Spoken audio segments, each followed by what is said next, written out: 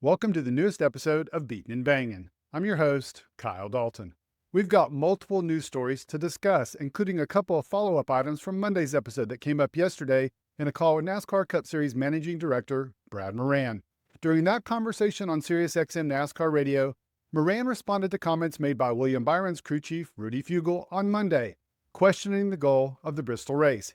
He also explained the decision-making process for adding the extra set of tires at Bristol on Saturday, which I openly questioned on Monday's show, and he also addressed the fires and why it took so long for NASCAR officials to get involved with putting out the flames on the number 21 car. We'll also tackle a couple of other stories, including Jeff Burton getting heated and defending television and its role in the playoff format, and Carson Hocevar and a police chase.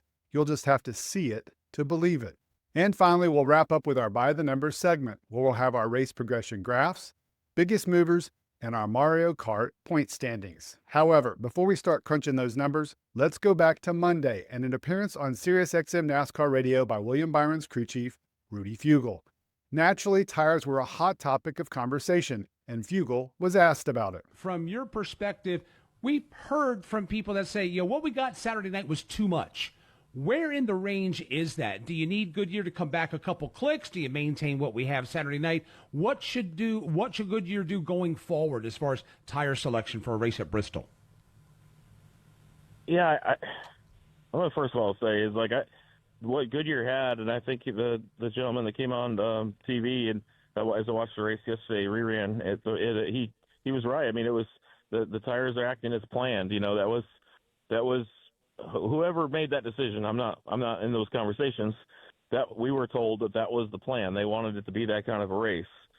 I don't know that it's 100% a Goodyear thing. I don't like that. If we were running the old right side tire, we were gonna be within a couple degrees of that threshold on the tires wearing or not again too. So I really think we just have to.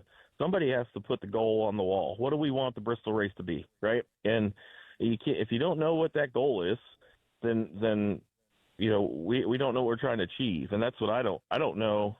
If you want my help, I don't. Or if anybody asks for my help, which sometimes they do or don't, I don't know. I don't even know what the goal is. So on Tuesday, NASCAR Cup Series Managing Director Brad Moran was questioned about the comments. What is the objective? What is the goal? As we have worked through new tires and whatnot, as far as a Bristol tire is concerned, what is the objective? What style of racing is desired, and what is the ripple effect of that goal to how we go about executing it? Yeah, and I think, again, everyone has their own opinion on what is a good race, what is a competitive race. I know, there's a lot of crew chiefs that enjoyed the race. There are some that would not have enjoyed it.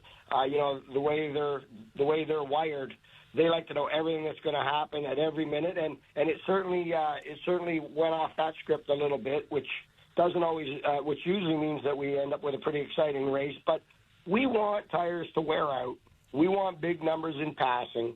We want different leaders throughout a race, and I think the majority of the people want that.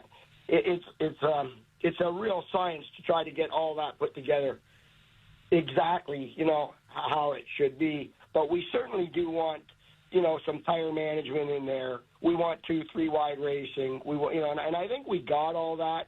And again, Goodyear's worked hard to get us there. Now, if it was probably just a slight bit of less wear, might have been favorable. But there's no doubt about it. We're heading in the right direction, and that's short track. People wanted more action at short tracks. I think we delivered on that Saturday night. As I heard several times on SiriusXM, and I read somewhere else online, it's not uncommon for drivers and crew chiefs to have different goals from the fans and NASCAR. Drivers and crew chiefs like predictability, so they can anticipate what's going to happen next and plan for it in the race. They don't like curveballs like excessive tire wear, so there's naturally going to be differing opinions on the matter. Sticking with tire talk, if you saw Monday's episode, I was critical of NASCAR's decision to release an extra set of tires to the teams. Now take a listen to what Moran had to say about what goes into that decision-making process. It was a little bit of a surprise that the wear was so different from Friday's practice to Saturday's race, and that's done through collaboration with ourselves, with NASCAR, myself, Goodyear, and we make that determination. We don't like, our first option is not to add a set once the event starts, but we obviously make sure we protect our product and our teams and give them enough. And they certainly used all their allotment, and they don't usually do that. So it was a good choice to add the one extra set. They do have their scuff qualifiers, which you witnessed teams using those. A lot of times they don't because you could say they have one or two more sets than what they need. So we certainly felt it was the right move, and it certainly showed that at the end of the race. And what we did at lap one, just after the first stage, that determination was made. We were going to do it. Now, again, these tires aren't mounted. So Goodyear got busy. They had to mount up, they had to mount up all the tires for the teams, and we will not release them until we have enough sets for each team. So until they're all mounted, they cannot be released. So all that was getting communicated, obviously for the broadcast as well, but with the teams and our IM communications we have with all the pit boxes. So that was all happening during the first stage, and then by the time we got to the first stage, it was confirmed we were doing it, and they were hard at work at getting it ready. And that's a good project for Goodyear. But the teams knew that the extra set were coming, so they could plan accordingly. I thought it was really interesting to hear how the teams did in fact run out of tires, and they were using that extra set as well as the scuffs. So I stand corrected in what I said on Monday about how I thought it was unnecessary to use those extra tires. And finally, our last topic with Moran, and it was another follow-up item on what I talked about in Monday's episode regarding the fire with Josh Berry and the number 21 car. First, take a look again at what happened. Bend the tires, fire rate first. Road crew, fire rate. No way. 3, 2, 1. Road crew first, road crew. Come on. Here, get in the box. Get out. Road crew, fire rate. Put the fire out.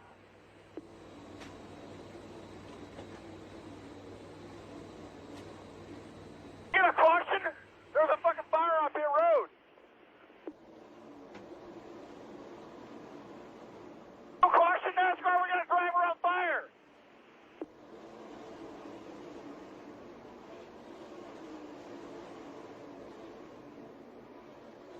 To throw a damn caution.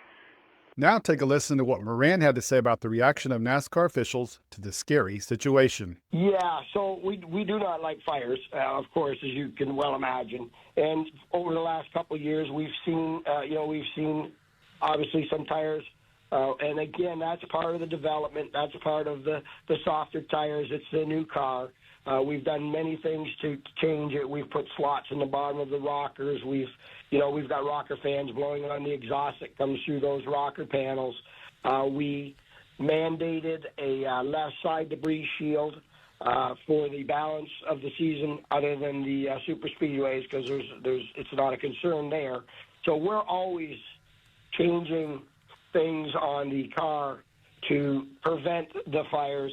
The right side tires were a bit of a surprise on the 21, the 2, and I think the 66 as well. So we're actually going into a meeting shortly here with all our engineers, and they're getting information from all the teams. We already had discussions Saturday night with a few of the teams as well.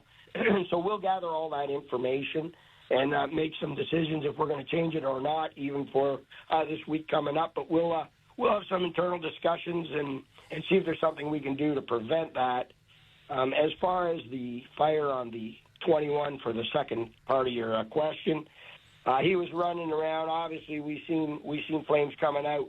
Okay, occasionally they'll put them out on their own, and that one certainly was not going to do that. They come down pit road. We allow the teams to try to look at it because, if they can get it out and keep going, that's obviously the goal of the race team, and we don't want to interfere with that. But we had our fire folks on hand at every box, which we always do, and once they got the driver out, they were at that point. The fire was pretty much race ending for the team. It was quite big, so they had to put it out and get Josh out, and he was fine, but it was definitely smoky when he come down pit road. It makes sense that NASCAR wants to stand back and let the teams handle the situation and try, if at all possible, to put out the fire, get the car repaired and back on the track. But as you could tell in Saturday night's race, the crew chief was obviously very frantic, trying to get help to the team. However, the video also shows the team members were out there and really didn't act immediately. So that's really hard to blame that on NASCAR. I guess the only real issue I have is with the fact that it took so long for the caution to come out, because the crew chief was clearly voicing concerns that a caution should come out even though his driver had safely been taken out of the car. He knew what was going on and how it was worthy of a caution. And so I still have questions as to why NASCAR took so long to put out the yellow there. Moving on to our next item, and there was an appearance by Jeff Burton on the Door Bumper Clear podcast this week. As I mentioned in Monday's episode, there have been talks recently about potentially changing the playoff format in 2026. DBC co-host and Bubba Wallace's spotter Freddie Kraft talked with Burton about the topic, and things got a little tense. People just were up in arms about the 36 race season. It's not going to happen, especially, I don't think, TV doesn't want it. Like, TV wants these moments, I think. Hold on a second. I hear that all the time. And I want to be clear about something. And I'm in these meetings. TV doesn't make these decisions. Yeah.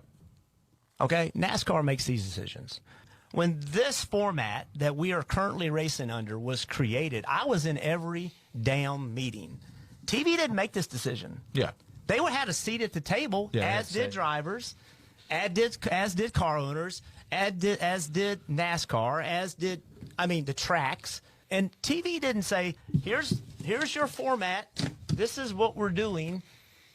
That's not how it happened. Right. Yeah. And the fact that people think that's how it happened, I don't know where that's coming from.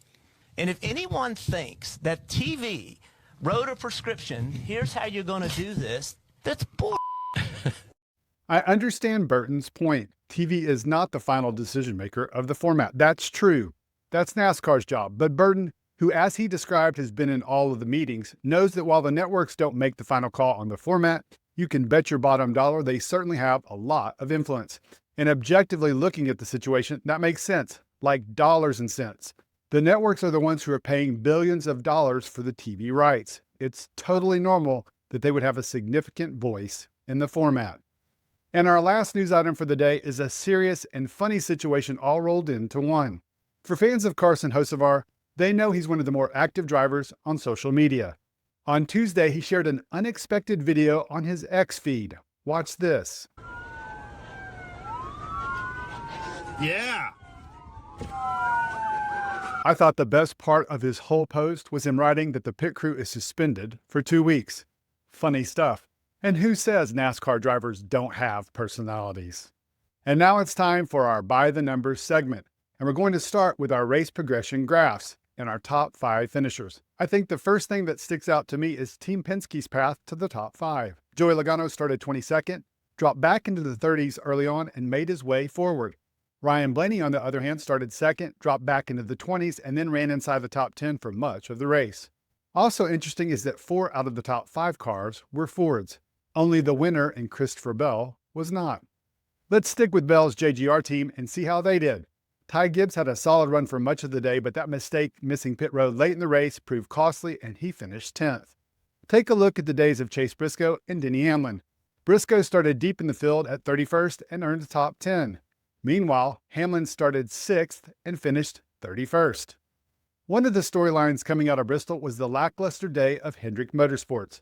This graph shows it as Alex Bowman and Chase Elliott had similar days going through the first 150 laps, and then around lap 300, Elliott was involved in that incident and plummeted to his 38th place result. Kyle Larson's day was frustrating as he started 5th and basically faded from there. William Byron had an up and down day before finishing 12th. Let's take a look at Roush Fenway Keselowski, and Brad Keselowski, as we saw in the top 5 finishers, had a strong day with his runner-up result. Chris Buescher was running inside the top 5 for much of the race, but settled for an 11th place result while Ryan Preece finished 21st. Now let's move on to our biggest movers on the day, and we'll start with those going in the wrong direction. Pole sitter A.J. Allmendinger had the biggest drop on the day, losing 35 spots. That fire ended Josh Berry's day, and he dropped a total of 29 positions.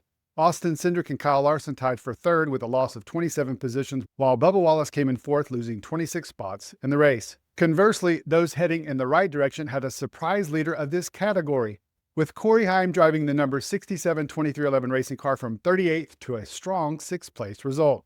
Chase Briscoe gained the second most positions for the race at 22. Zane Smith was right behind, improving 21 spots, while Joey Logano gained 17, and best buds Brad Keselowski and Kyle Busch both improved 16 positions in the race. And now let's take a look at our last 5 races analysis. At the top of this week's analysis, with a strong average finishing position of 6 even, is Ryan Blaney. The 2023 Cup Series champion has put together a stellar last 5 races with 4 top 5s, including his win at Daytona.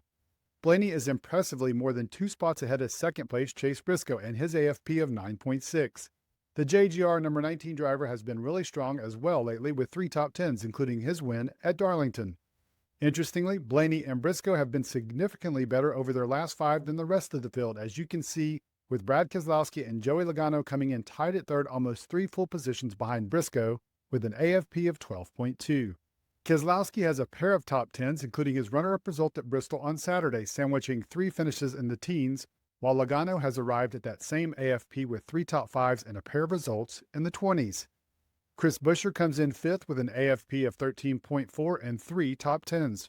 Rounding out the top 10 are Ty Gibbs, Christopher Bell, Denny Hamlin, Kyle Larson, and William Byron. Also of note are the other 2 HMS cars in Alex Bowman and Chase Elliott, who both have AFPs in the 20s. Also worth mentioning, Josh Berry's ugly playoff struggles are reflected in his last 5 with those 3 last place finishes. And finally, let's take a look at our latest Mario Kart point standings. Unfortunately, I didn't put out an episode with the by the numbers last week, but I can tell you there's been some serious movement at the top.